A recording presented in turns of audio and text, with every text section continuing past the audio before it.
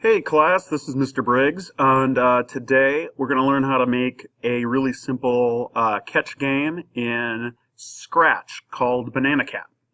So we're going to make a Banana Cat game, really simple. First thing we're going to do is we're in Scratch, and hopefully you've logged in or already have an account. What we're going to do next is hit this button called Create. And after you've hit Create, it's going to load up this project. Now, if you haven't been in Scratch before, this is basically how it works. Right here, in this area right here, is where our game is right now. Down here are the objects in our game, the things in our game that interact with each other. They are called sprites. They give us this little cat sprite to start with, and they tell us what his size is, they tell us his direction, and they tell us his X and Y coordinates. And as we move him around, those coordinates are going to change. It also has his direction here. We can change his direction.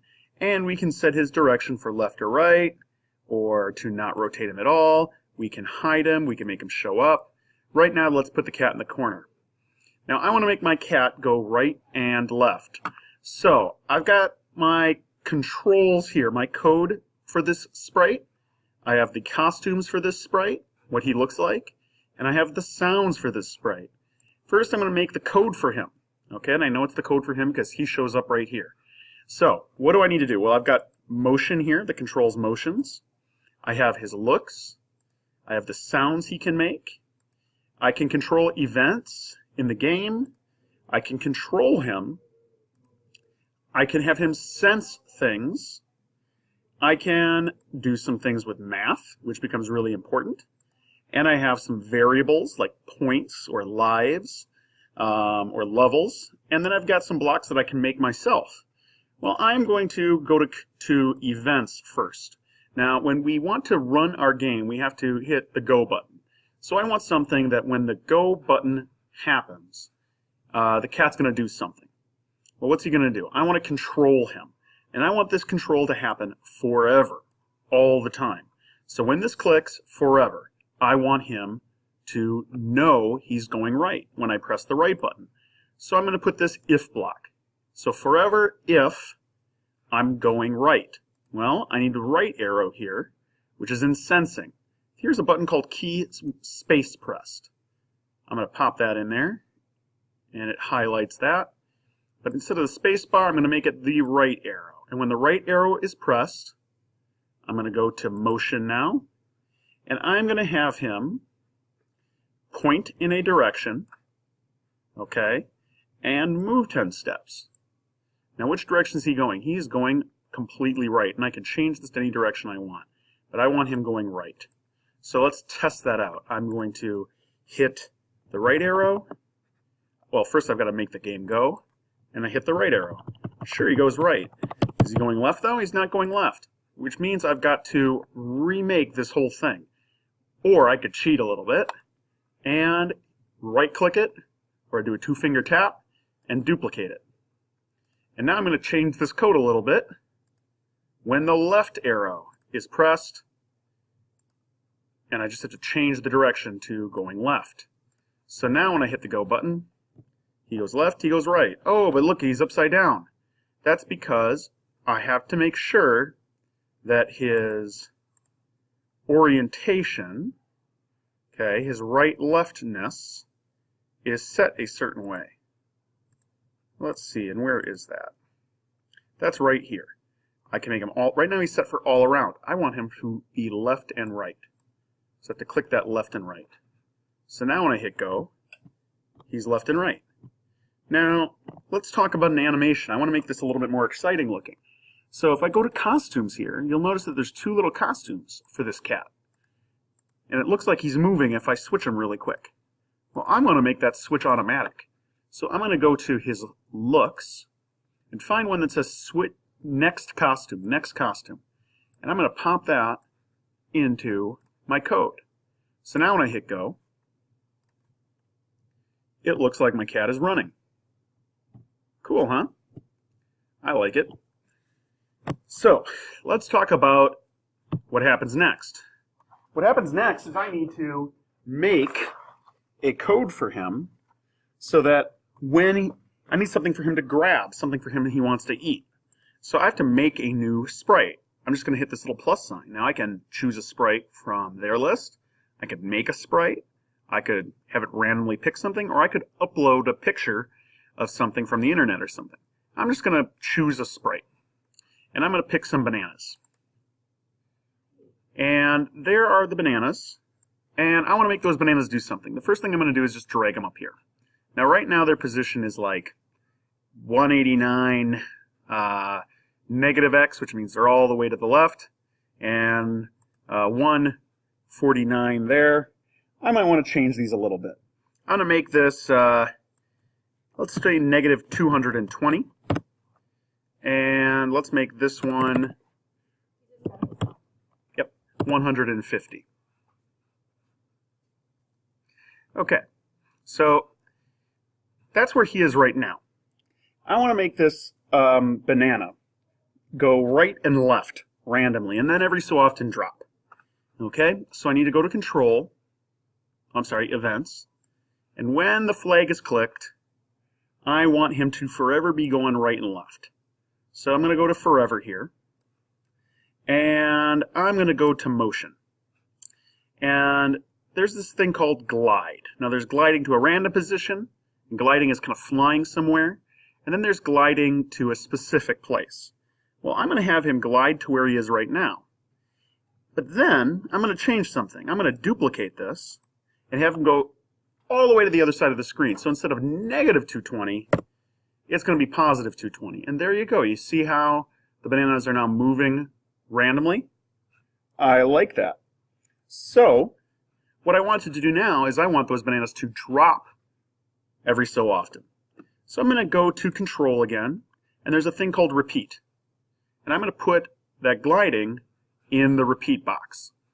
And instead of repeating 10 times going right and left, let's set it for something like 4. The bananas are going to go right and left 4 times. I can change it if I want to make it harder or easier. I could even make it a random number. But I want them to drop. So I am going to, well, first I'm going to just stop my game, and I'm going to go back to movement. And I'm going to think about where do I want them to go. I want them to go all the way down here. Now down here would be negative 140, negative 150 on the y-axis. So I'm going to go into Motion here, and I'm going to have them glide to negative 140 on the y-axis. But what about the x? Well, the x, I want the x to be wherever he happens to be randomly. I want him to pick a random spot he wants to go to. So I am going to go to Operators, and there's a fun little button in here called Pick Random.